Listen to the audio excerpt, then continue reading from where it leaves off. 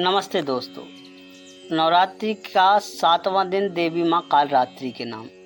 सुने ये पौराणिक कथा। देवी कालरात्रि माँ दुर्गा का 7वां रूप है। माता अत्यंत दयालु कृपालु हैं। यह देवी सर्वत्र विजय दिलाने वाली, मन एवं मस्तिष्क के समस्त विकारों को दूर करने वाली है। यह माँ दुर्गा की 7वीं तथा कालरात्रि के नाम से जानी जाती हैं, अर्थात जिनके शरीर का रंग घने अंधकार की तरह एकदम काला है।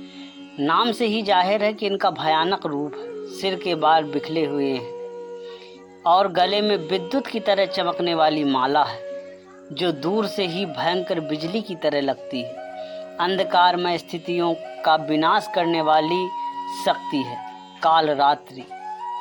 बड़े से बड़े काल से भी रक्षा करने वाली यह शक्ति है, जिसे माँ कालरात्रि कहा जाता है। इस देवी के 3 नेत्र हैं। ये तीनों ही नेत्र ब्रह्मांड के समान गोल हैं। इनकी सांसों से अग्नि निकलती है। ये गर्दभ की सवारी करती हैं, अर्थात गधे की सवारी करती हैं। ऊपर उठे हुए दाहिनी हाथ की वर मुद्रा भक्तों को वर देती है। दाहिनी की तरफ नीचे वाला हाथ अभय मुद्रा में है, यानी भक्तों हमेशा निडर और निर्भय रहो। बाईं तरफ के ऊपर वाले हाथ में लोहे का कांटा तथा नीचे वाले हाथ में खड्ग है।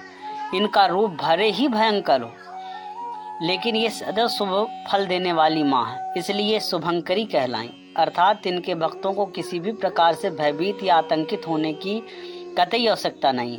उनके साक्षात्कार से भक्त पुण्य का भागी बनता है। कालरात्रि की उपासना से ब्रह्मांड की सारी सिद्धियों के दरवाजे खुलने लगते हैं और तमाम आसुरी शक्तियाँ उनके नाम के उच्चारण मात्र से ही भयभीत होकर दूर भागने लगती हैं। इसलिए दानव, दैत्य, राक्षस और भूत प्रेत उनके स्मरण से ही भाग जाते हैं। ये ग्रह बाधाओं को भी दूर करती हैं। अग्नि, जल, जंतु, शत्रु और रात्रि भय दूर करने के लिए ये माता कालरात्रि जानी जाती है। इनकी कृपा से भक्त हर तरह के भय से मुक्त हो जाता है। इनकी एक प्रचलित कथा है।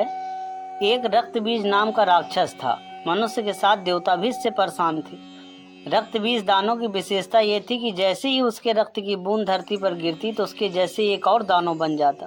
इस राक्षस से परेशान होकर समस्या का हल जानने सभी देवता भगवान शिव के पास पहुंचे। भगवान शिव को ज्ञात था कि इस दानव का अंत माता पार्वती ही कर सकती हैं। भगवान शिव ने माता से अनुरोध किया। इसके बाद माँ पार्वती ने स्वयं शक्ति व तेज से माँ कालरात्रि को उत्पन्न किया। इसके बाद जब माँ दुर्गा ने दैत्य रक्तबीज का अंत किया और उसके शरीर से निकलने वाले रक्त को माँ कालरात्रि ने जमीन पर गिरने से पहले ही अपने मुख में भर लिया, जिस रूप में माँ पार्वती कालरात्रि कहलाई। इनकी आराधना का मंत्र है ओम जयंती मंगलाकारी भक्त काली कपालिनी दुर्गा क्षमा शिवा धात्री स्वाहा सुधा नमस्तुते। माँ कालरात्रि का प्रिय भोग है। कालरात्रि को गुड़ व हलवे का भोग लगाना चाहिए। इससे वे प्रसन्न होती है और भक्तों की मनोकामना पूरी करती है। इनकी पूजा विधि में माँ कालरात्रि की पूजा के लिए सुबह 4 बजे से 6 बजे तक का समय उत्तम माना जाता है। इस दिन प्रातः जल्दी स्नान आदि करके माँ की पूजा के लिए लाल रंग के कपड़े पहने। इसके बाद माँ के समक्ष दीप प्रज्वलित करें। अब फूल, फल, मिष्टान आदि से विधिवत माँ कालरात्रि का पूजन करें। पूजा के समय मंत्र जाप करना चाहिए। तत्पश्चात माँ कालरात्रि की आरती करनी चाहिए। इस दिन काली चालीसा, सिद्ध कुंज का स्तोत्र, अर्गला स्तोत्र आदि चीज़ों का पाठ करना चाहिए। इसके अलावा सप्तमी की रात्रि में तिल के तेल या सरसों के तेल की अखंड ज्योति जलानी चाहिए, जिससे घर में सुख, शांति तथा निगेटिविटी दूर होती है। इसके बाद माँ काली का ध्यान करना चाहिए। योगी साधकों द्वारा कालरात्रि का स्मरण सहस्त्रार चक्र में ध्यान केंद्रित करके किया जाता है। माँ कालरात्रि माँ के 4 हाथों में 2 शस्त्र रहते हैं। एक हाथ अभय मुद्रा में तथा एक वर मुद्रा में रहता है। दाहिनी ओर ऊपर वाला हाथ हंसिया अथवा चंद्रहास खड्ग धारण करता है। नीचे वाले हाथ में कांटेदार कटार रहती है। माँ का ऊपरी तन लाल रक्तिम वस्त्र से तथा नीचे का आधा भाग बाघ के चमड़े से ढका रहता है। नवरात्रि के 7वें दिन माँ को गुड़ का नैवेद्य अर्पित करने के बाद और स्वयं हाथ जोड़ के प्रार्थना करनी चाहिए, जो भक्तों के पास दरिद्रता कभी नहीं आने देती तथा उनके यहाँ से बीमारी तथा अनेक प्रकार के दुखों से मुक्ति दिलाती है।